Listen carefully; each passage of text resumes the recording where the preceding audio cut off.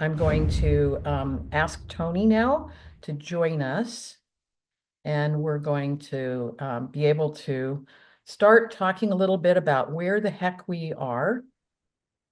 Tony, are you with us? How you doing, Kathryn?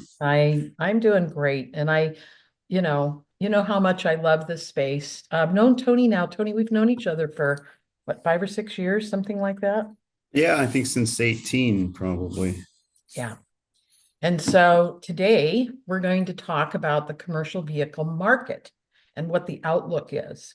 And Tony, I think it would be great if you just gave everybody a little bit of background on who you are. And by the way, I forgot to introduce myself in that whole first 5-minute segment.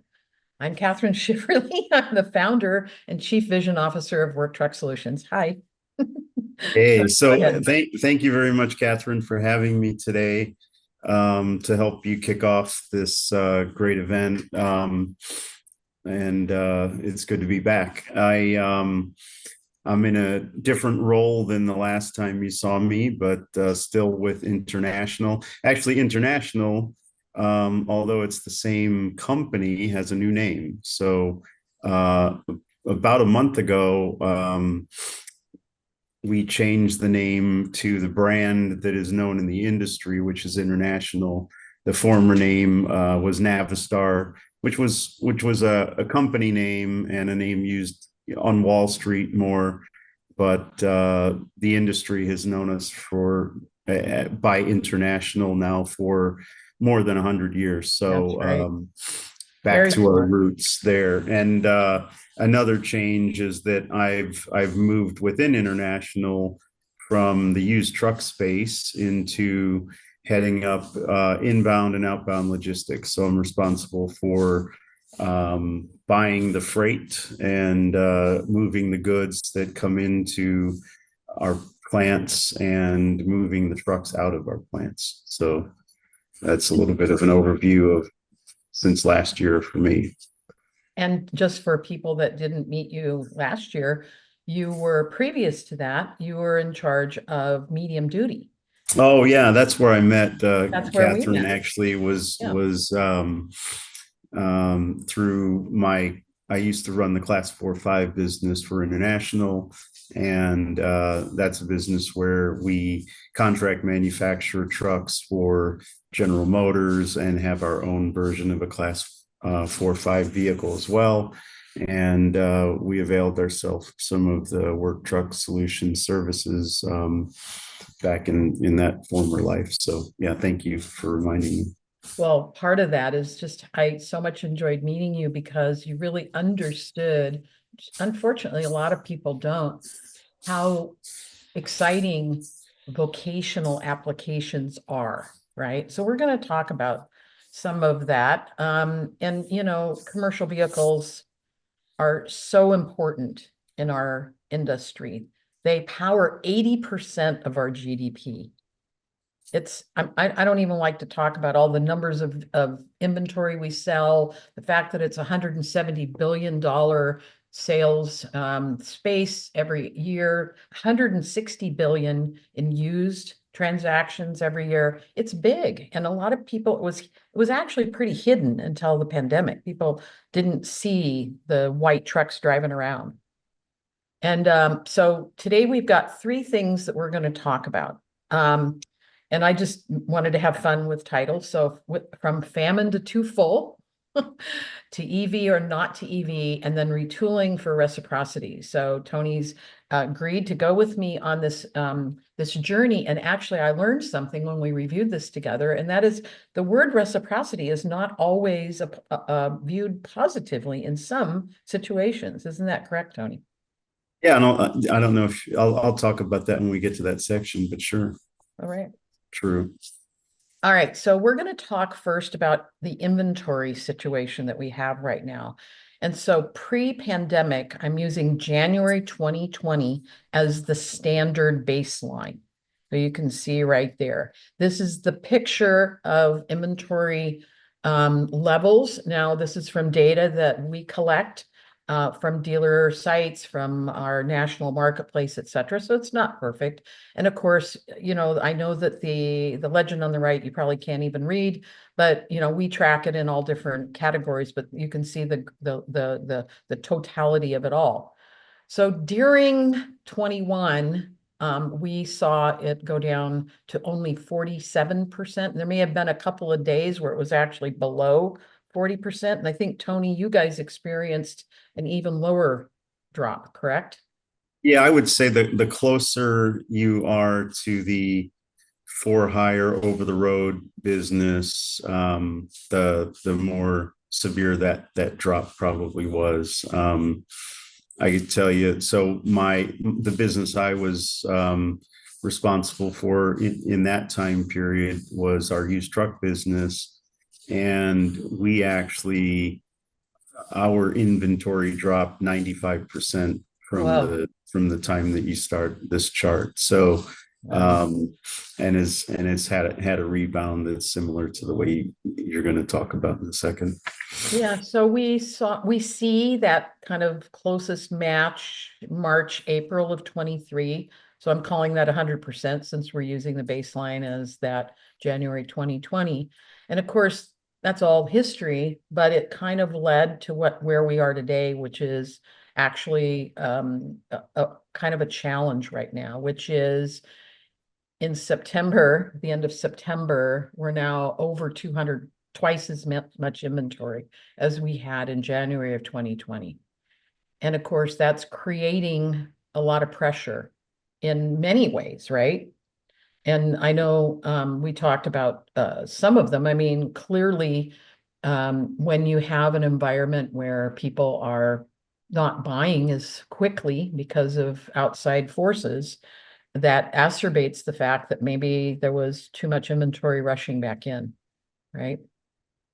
And you Yeah, and can do I think this. part of the reason for that um, overreaction is that in that period where the inventory got so low, um, we were in a supply shortage, and so many of Right. the customers over ordered because they didn't know when they were going to get a truck, and then when a lot of those bottlenecks broke, they broke in a big way, Yep. and OEMs came up to speed on volume, and then all of a sudden the inventory's out there, and it kept growing.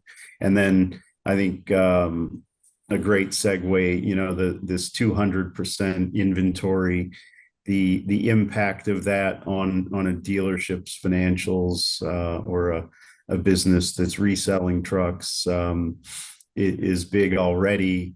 But then if you combine that with the fact that interest rates have gone up, in that space, and floor planning space, probably 4 to 5% in that same time frame, that's caused the cost of carrying that inventory to double as well. Yeah. A lot of pain in that way. And then we also have some other things that are affecting the market, which, we'll talk about all of that when we talk about reciprocity.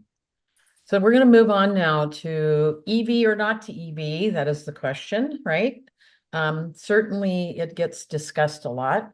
I like starting off. I have to thank Escalante for all the data on this. And in previous presentations each year, they've talked about the ecosystem. And so I wanted to just acknowledge that this is a complex space, and you can't, these 6 different levers of adoption, if one is completely out of whack, it affects all of them. And so, we know this. We look at infrastructure. We talk about infrastructure all the time of, charging and stuff like that. And of course, utilities affect that, regulations, which we're going to talk about. So I just wanted to acknowledge this is still the case. And although there's been forward starts, sometimes it's very out of sync with other things. So, Kathryn, just yeah, going back to that slide, yes. I think the other thing that's somewhat new for the industry is that there's a couple points on this chart that aren't there with ICE vehicles. So if you have an ICE vehicle, you don't have to worry about the infrastructure and the Oh, right. utilities. It's all there. Yes. And those are significant new things that fleets, OEMs, customers are having to contend with. Yeah, the word adoption is probably too gentle. It's a huge transition, right? It's like, and it's not just one thing. It's not just one, like you go from, okay, I'm doing it like this over here, and I'm now going to do it like this. The transition has multiple activities going. A company's always going to have ICE continuing, right? So they're still doing all the things that they need to do to maintain and to fuel and all of that. And then they have to figure out just how to peel off and start making that transition. So you're right, Tony. It's not even just that this has more complexity. It's that they have to do it at the same time that they're doing everything else. And it's challenging. There are a lot of companies out there now that are working towards providing solutions to help model what that looks like and how to pick the right vehicles and all of that. That's to me very interesting. I've always been kind of a data nerd that way, and I think that's some interesting things that are starting to happen now. Yeah, and And Kathryn, I think that the mission, there's always been in the work truck space a focus on what is the mission, what does the truck need to do. yes, But now with EVs, it's even more granular to yes, the length of the haul, how long are you going, how much are you carrying absolutely. each time, and all that, because it all affects the range of the vehicle. Yeah, and we're going to talk a little bit about some of the biggest influencers in that kind of decision making. I did compare. So this is a standard slide. It's been in our presentation, our first day presentation now, I think since the beginning. And I didn't go back to the beginning, but I did go back to April when we had our spring. And this is slightly adjusted down, slightly adjusted down.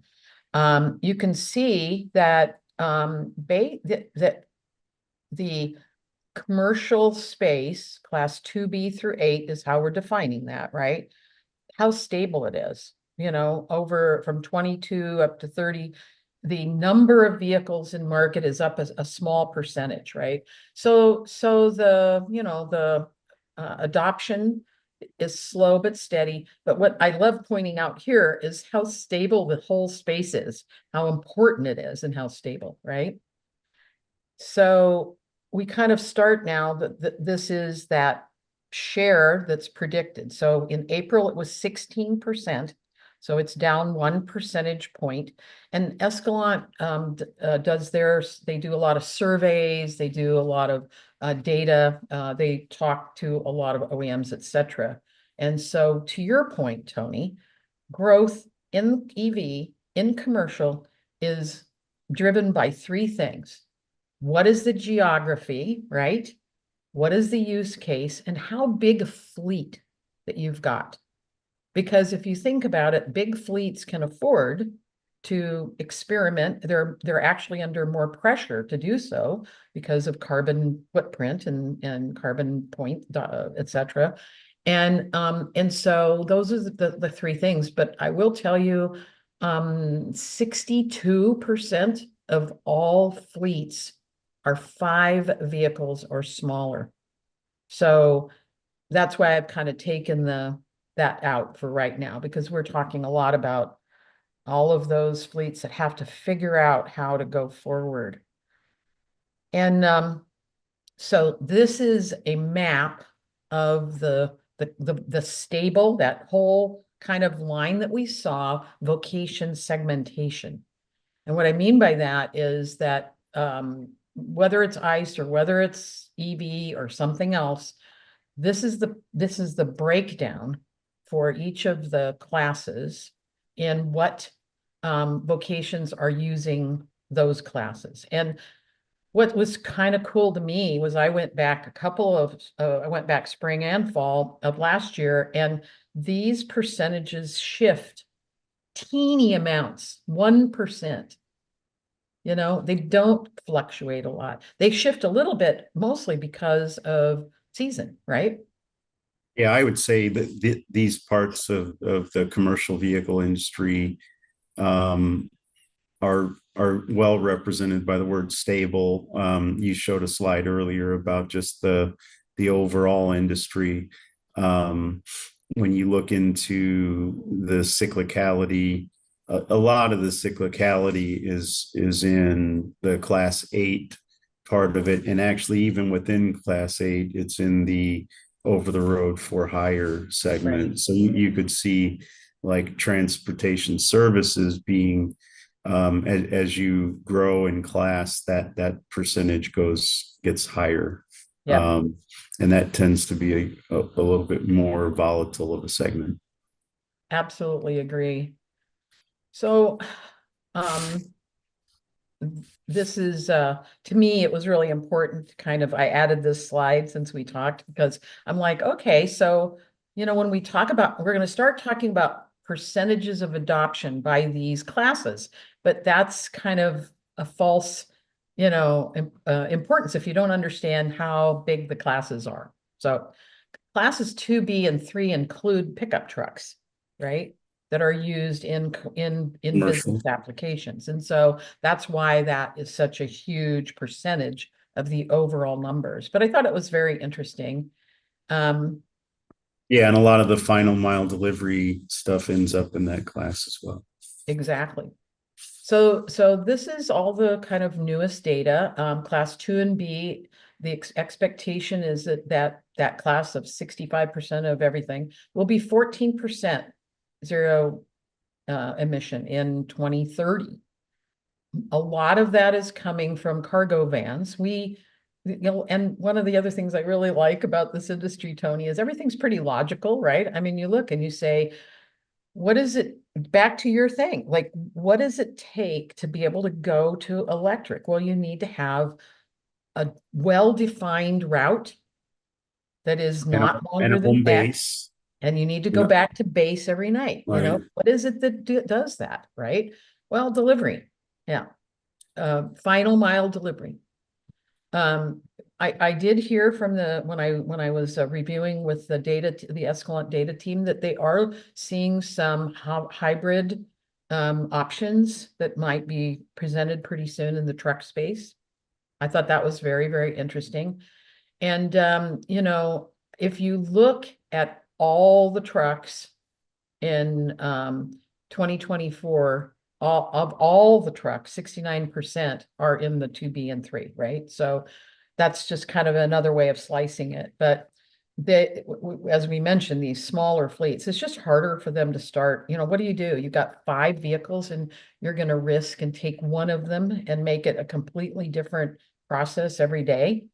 I think the bigger issue with them is until public charging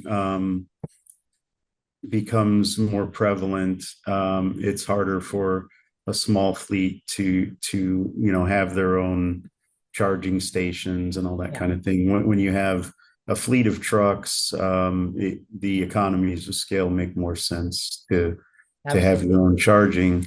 If you have one truck, you're probably going to want to rely on more of a public Right. charging scenario.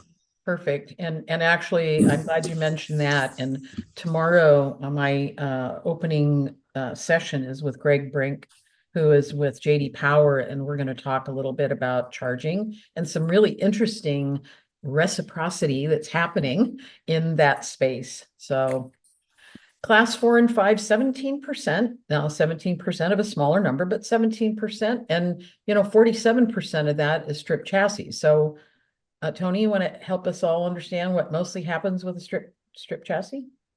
Well, I mean, the OEM makes essentially a vehicle that has wheels, rails, and a cab on it, and it goes to a bodybuilder.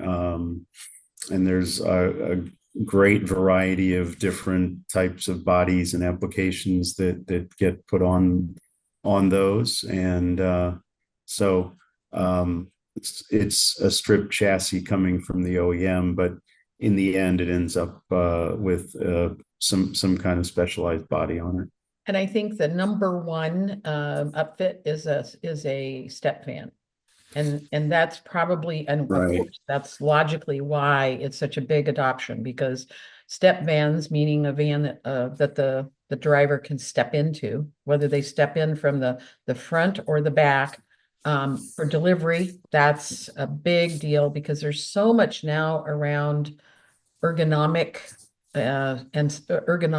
and safety when it comes to our delivery, a lot of deliverers, right? I mean, of course, you see everything Right. from, I had somebody pull up in front with a BMW the other day to drop something off on my porch. Right. And those famous UPS brown vans start out their life as a strip chassis. Exactly. Right. Exactly. Um, I think it's back to the kind of use case, the complex versus simple upfits that has, and the large spread of different upfit types in that class. It's all going to be, what is the use case? If the use case is a dump truck that weighs a lot and has to haul a lot and may have to go hundreds of miles to haul fill or debris from something like a hurricane or a fire, which we all know, it's going to be a while.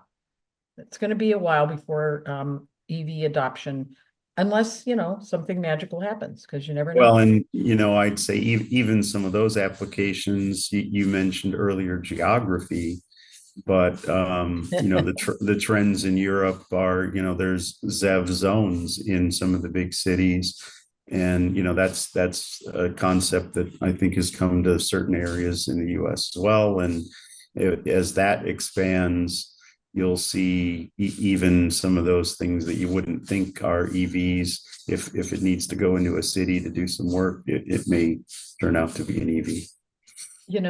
I was thinking one way, and as soon as you said that, I thought a different. So let me capture. The first thing was like, well, obviously California, obviously Right. warm states, it's a lot easier to be consistent and dependable with EV. Whereas if you're in Michigan during the winter, you're not going to have a rescue vehicle be electric vehicle, right? I mean, it's just Yeah, I not mean, there. But you the were the technology is such in the EV batteries that they they like Southern California climate much more than very hot or very cold, for sure. But what I got out of your explanation too is I remembered that New York is some of these really big urban markets, they can't even have trucks come into the center of the town Right. anymore, like big trucks. So they're actually creating, like you said, kind of zones where there's Right. going to be big truck has to stop, or even 4 or 5 class 4 or 5 truck has to stop X number of miles out and then use a smaller vehicle to do delivery. And then, of course, that becomes a prime opportunity to do electric vehicles. Yeah, and then I think there's some other segments like utility that make a lot of sense for EVs just because of the space that they're in. Right. So 6 and 7, 23%. And that's because we start, seeing buses in this. Right. And this is a place where international has a long history and a big part of that school bus market in North America. And it does happen to be the fastest adoption area because of a lot of the things you talked about. Just on the operational side of things, they come back to a home base every couple times a day and all that, but also because they're moving school children and they're operating around school zones, and and there's a lot of public funding that's supporting I knew you were that. going to get to that. Yeah. Well, and we have school bus there, but it's also city buses too, right? Correct. Yep. So I think and again, 6 and 7 can be a very simple upfit like a bus, which I mean, when I say simple, I mean it's repeatable to very complex things. And some of my favorite, I have to admit, I'm kind of a geek that way. I love these amazing upfits like crane trucks, or cherry pickers with one of my favorites that I have a picture of is a satellite dish truck that's a truck that drives into a place like where the hurricane hit Oh, or something interesting. else. And their communication and they have four-wheel drive and all of that kind of stuff. I mean, some of those are very complex. It's hard to imagine that some of those will transition really soon. So there won't be in the 23%.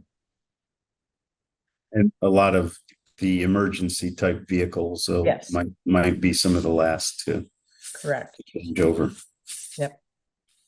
And I'll let you riff on this one. And I did fix the numbers.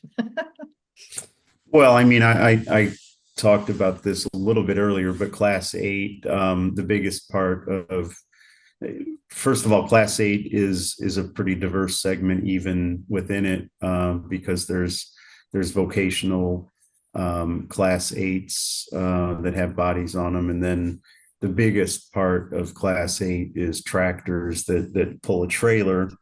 And in those cases, that it's one of the biggest parts of the volume on Class 6 through 8, but it's the one that's probably the hardest for like the line haul cross country type stuff is Right. going to be difficult to adopt.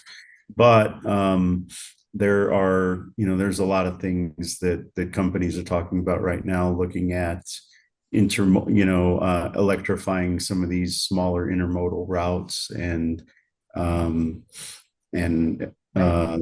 LTL regional routes and things like that. So You there'll be know, some experimentation here in right. 25 and forward on that. And I'm just realizing that in the spring, we need to add a little section to this on autonomous. True, which is a different subject than ZEV, but related. But related, and certainly related in how prolific it's becoming. 2 weeks ago, I was in San Francisco for an event, and I could not believe how many robo taxis there were. They were everywhere. And one of the people I was meeting with, she takes them all the time. It was very, very interesting. Um, it's interesting to have, be away from it because I'm not really there that often and hear stories about problems, et cetera, and then walk in and see adoption done. Yeah. You won't be So able to ask your driver where they're from anymore. yeah. Yeah, we could, that would be a whole act riffing on that, wouldn't be? Because I'm sure you've Yeah. taken plenty of taxis yourself. And Lyfts and Ubers. So it's an interesting transition of technology for sure. This is the slide that changed the most since spring, and the biggest change was they've taken propane out of it. And I was very upset because I think propane is a fabulous fuel for urban markets. I mean, for rural markets, and I live in a rural market. But I guess in tracking now, they're really hyper focusing on natural gas and hydrogen, and of course, fuel cell, ice, et cetera, all of those together, right? So I thought it was very interesting. What do you hear? What do you think about hydrogen? We didn't really talk much about that yet. I think it's a question of infrastructure again. Uh-huh. I think there's some technologies out there that can work. It's going to be part of a portfolio going forward. Yes. It's just a question of when will the tipping point be there where there's um, the infrastructure of refueling and so forth that'll allow it. We should look at the natural, maybe I'll go back for spring and look at the history of CNG and adoption, because it's a very similar kind of infrastructure challenge, right? It is. I think, if you look at natural gas today and where the preponderance of the adoption has been, it's been in the refuse Right, area where they have their own natural gas that's coming from the landfills and so forth. right. That has kind of been a big portion as far as we've seen. And city buses, I've seen, Yeah, I think early yes, adopters, right? Early adopters, city buses, yeah. correct. It looks reasonably kind of flattish here, so we'll see. We'll be able to compare later. So, I live in California. I admit it, everybody. Us Californians always have, I'm in I'm in the real Northern California. I'm north of the California state capital, Sacramento. And so we live these carb rules instantly and before. Actually, I wrote CARB's alternative fuel training manual in 2012. I was, Nice. yeah, lots of changes since then. And so when they did the advanced clean technology rule, and they mandated that manufacturers such as yourself, Tony, start producing, right? Right. Yeah, this is a subject that some people get a little bit confused upon. There are two different rules. There's the advanced clean trucks rule, or Right. ACT, and then there's the ACF. The ACT one affects the manufacturers like us, and it mandates that we produce a portion of our vehicles as zero emission vehicles. And this ACF is a way to try to pull that through from the customer standpoint at the fleet level. Right. And when you mandate things and you have a plan to mandate the supply and the demand, and you mandate the supply, but you don't mandate the demand, and it keeps getting postponed and postponed, it's kind of wonky. And so, and of course, pretty much everybody could have predicted that, everybody did predict that it was just going to be a problem, because you can't make businesses do things that aren't doable. You just can't. And so this is what's happened. On October 8th, NTEA and SEMA filed a lawsuit to stop this.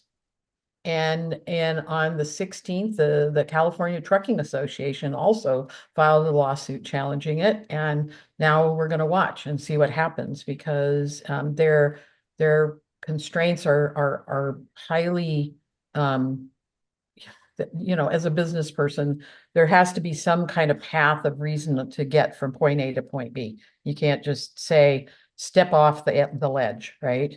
And so it'll be interesting to see what happens.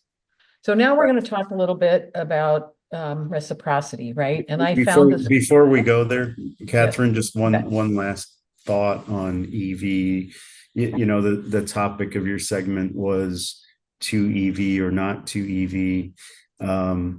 I think maybe a more appropriate one is when. In our view, that this adoption is going to happen. It is happening. It's just a question of the pace. And I think even a lot of these things that you see, like the lawsuits that are challenging these things, are a reflection of are we ready yet? Is the infrastructure ready yet? Is it all feasible in the time frame that it's shown? Probably not. That it EV goes away. So I just Oh, wanted yes, to I make that point, that I think it's coming. It's just a question, is the shape of the curve the same as what everybody would hope Yeah, you or mean instead project. of Yeah. this, maybe we could do a little Could be, transition. could Yeah. be. No, I appreciate that, Tony, and you're right. It is not whether it will, it's when and how, right? Thanks for capping that. So, yeah, tell us. So first of all, I love this quote. I hadn't seen it before. Pearl Esbuck has some pretty amazing quotes. I like smart people quotes. I know you do too, Tony, because we have I do. conversations about quotes from the Roman period, right, etc. So, Right. um, and you were going to share real quickly why reciprocity can twing some people wrong, right? Because it has a inference. Oh, yeah, just in my new space where we contract with carriers for hire carriers for our freight that goes into our plants. We happen to be in a strange position where we also sell trucks to those same carriers, and there's some prohibitions and Sure. around the concept of reciprocity, or having one a truck sale related to whether Right. somebody moves Yeah. your freight or whatever. Called um tying, I think, in the yes, marketing world. so Yeah. tying is not okay. And so yes, we have to award freight to the lowest price, best qualified candidate. So over the arching, however, this concept of reciprocity for our industry, the way that I see it, which is really, doing the right thing and the right thing comes back. That's kind of how I think of it is it really helps the industry. It helps people connect. It creates trust. It revolutionizes the information transparency, one of my passions, and it creates more innovative solutions. And, honestly, it makes everybody better. So that's the whole premise in a nutshell. And I think that, we're going to spend the rest of our time just kind of recapping and talking about how the inventory being up leads down.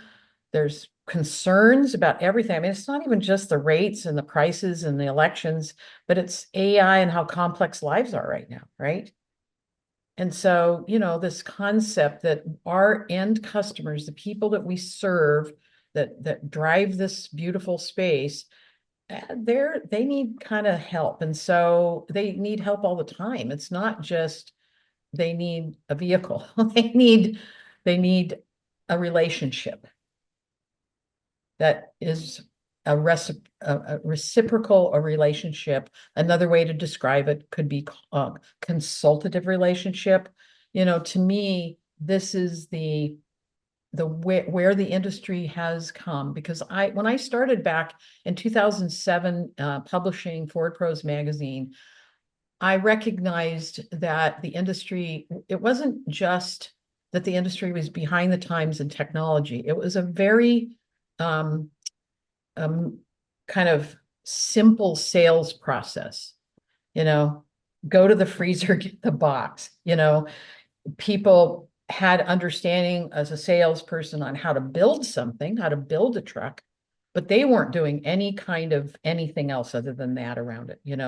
They were there, they had friend relationships with people, but they weren't adding value in any other way. And I think that's the journey that I've seen since then. And we're at the place now in the industry where it's important. I agree. And there's a move. The more complex all of this stuff gets for a customer, the more they're looking for a partner to provide solutions. And so that is a trend. It's probably not one that you see all these trends about what's the EV adoption Right. rate and all that, but there is a trend towards selling solutions. When we Yes. talk about EVs, there's no OEM out there who's trying to just sell a product. and just let the customer figure out all the rest. It's figuring out how you can provide a value and a solution to them in that. So And not just in EV, in every space of this industry. absolutely It's so right. complex. Yep. Well, Tony, I really appreciate your joining me and walking through and adding your insight and your experience. And, thank you very much. All right. Thanks, Kathryn. You guys have a great day.